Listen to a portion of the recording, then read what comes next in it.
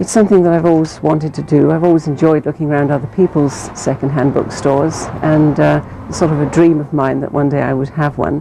So 3 years ago we decided to go for it, my husband and I, and we bought this business, and I'm really enjoying it.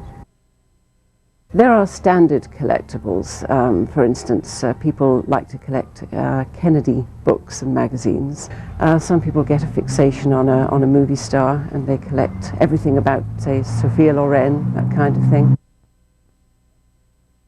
The collectible itself has to be in good condition. People like them to be in good condition. And they will spend any amount to get the stuff that they really like. When you first take over a business like this, you want to be liked by all your customers, so you tend to buy everything that they bring in. All of a sudden you find you're not selling anything, you're just buying, and you're buying rubbish. You've just got to be very, very selective, very careful about what you buy. Some people bring them into us. They've been clearing out an old house, maybe belonging to an aunt who's died or something.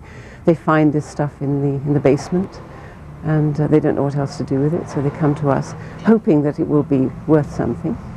Sometimes we actually go out, my husband and I, we go out to flea markets and garage sales even, that kind of thing, and everywhere. You'd be surprised where you find this stuff. We do have several price guides actually. We've got a few down here, such as this one.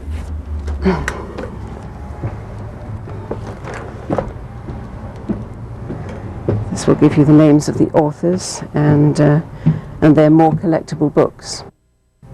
And you can look up the price right here. Of course, they do go out of date very quickly, so it's always best to check before you price a book. I don't know if you know Patricia Cornwell. She's a mystery writer.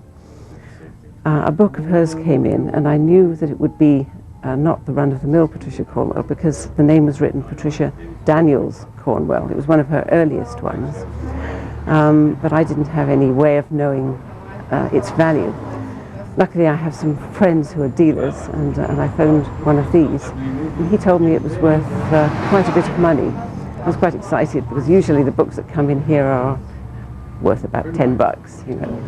This was several hundred. We needed a business that was within our budget.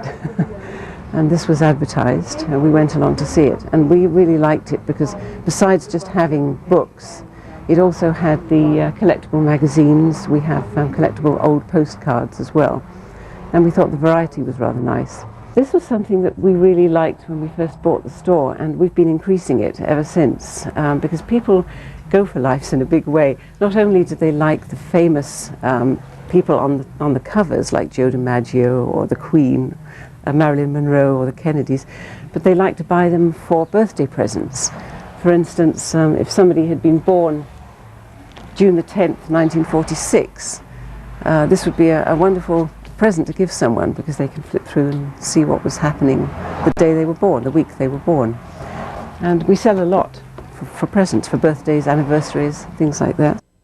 Some people will come in on a Tuesday, for instance, with loads of books, loads of boxes for us to go through, sort through, decide whether we want to buy them or not, and then of course they all have to be priced, cleaned and put on the shelves. So that takes quite a while.